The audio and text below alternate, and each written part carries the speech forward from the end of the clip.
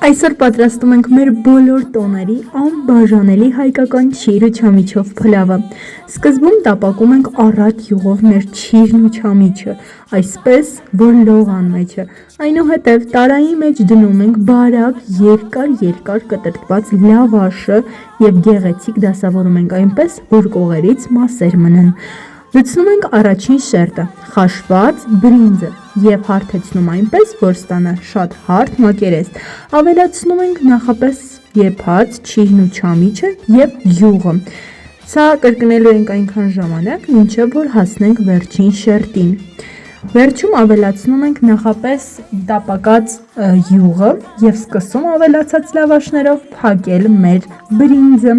Վերջում ավելացնում ենք ևս յուղ ու սկսում ենք այն տարածել ամբողջ երկայնքով, որպեսզի բաց մասեր չմնան։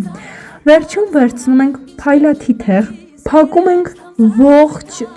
բրինձը, այնպես որ բաց մաս չմնա, տեղավորում ենք ջեռոցում ու սպասում։ Արդյունքում ստացվում է անմահական համեղ բրինձ։